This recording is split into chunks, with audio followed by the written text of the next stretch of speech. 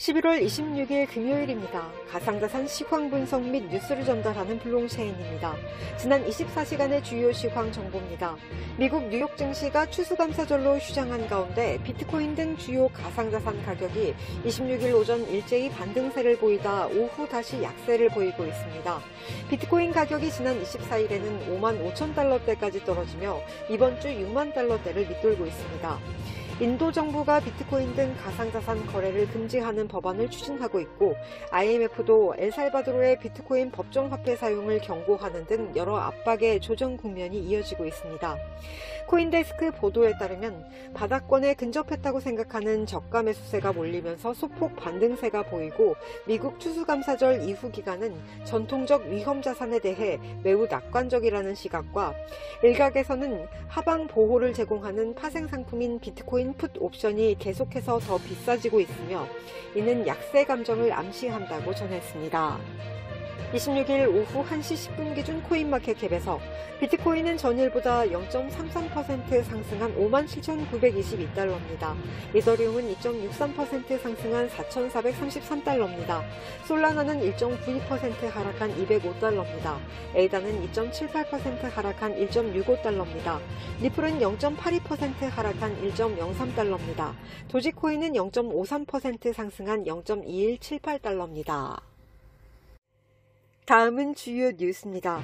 데일리 호들에 따르면 골드만삭스 출신의 유명 매크로 투자자 라울 팔 리얼비전 그룹 CEO가 최근 한 인터뷰에서 통화 가치 하락에 대한 전통적인 해답은 그동안 금이었지만 밀레니얼 세대의 투자자들에게는 더 이상 금이 해답이 아니라며 그들은 비트코인으로 투자를 돌리고 있다고 말했습니다. 이와 관련해 그는 전통적으로 금은 통화 가치 하락에 대한 해지 수단으로 여겨졌지만 문제는 금이 이전 세대의 부를 지켜준다면 밀레니얼 세대에게는 새로운 부를 창출할 공간이 없다는 데 있다며 비트코인이 등장해 이러한 문제를 변화시키고 있다고 설명했습니다. 블룸버그 통신에 따르면 앤드류 베일리 영국 영란은행 총재가 현지 시간 25일 영국 케임브리지 대학교에서 개최된 행사에 참석해 엘살바도르가 비트코인을 법정 통화로 채택하기로 한 결정이 우려스럽다고 말했습니다. 이와 관련해 그는 소비자들은 결국 비트코인 가격 변동성에 피해를 볼 것이며 가장 걱정되는 부분은 엘살바도르 시민들이 그들이 갖고 있는 통화의 성격과 변동성을 이해하고 있는가 하는 것이라고 덧붙였습니다. 코인데스크에 따르면 캐나다 정책 싱크탱크 CD 하위 연구소가 최근 보고서를 통해 캐나다 중앙은행은 캐나다 달러 루니로 전환할 수 있는 중앙은행 디지털 화폐를 발행해야 한다고 밝혔습니다. 해당 보고서에서 하위 연구소 측은 캐나다 달러와 연동된 스테이블 코인을 현금으로 전환할 수 있게 지원한다면 캐나다 국민들에게 충분히 매력적인 옵션이 될 수 있을 것이라고 밝혔습니다. 그러면서도 하위 연구소는 스테이블 코인을 사용하기 위해서는 규제가 전제돼야 한다며 디지털 화폐는 토큰 형태로 발행해야 하는데 거래 정산을 위한 탈중앙화 기술을 통해 캐나다 국민들이 기존 지폐를 사용할 때 누리던 혜택을 그대로 보존해야 한다고 강조했습니다. 코인텔레그래프에 따르면 러시아 중앙은행이 현지 시간 25일 금융 안정성 관련 보고서를 통해 러시아에서 발생하는 연간 가상화폐 거래량은 약 3,500억 루블, 한화 약 5조 9천억 원에 달한다고 진단했습니다. 해당 보고서에서 러시아 중앙은행은 가상화폐는 금융 안정성, 투자자 보호, 자금 세탁, 범죄 자금 조달, ESG 리스크 등의 측면에 리스크를 내포하고 있다며 가상화폐의 잠재적인 위협을 식별하기 위해 시장을 면밀히 모니터링할 것이라고 밝혔습니다.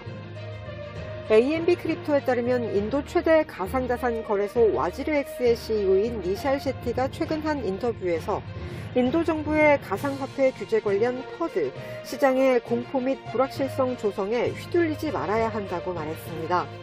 최근 인도 의회가 모든 프라이빗 가상화폐를 금지하는 법안을 검토 중이라는 뉴스가 확산되고 인도 가상화폐 시장에서는 즉각적인 패닉셀이 발생하기도 했습니다.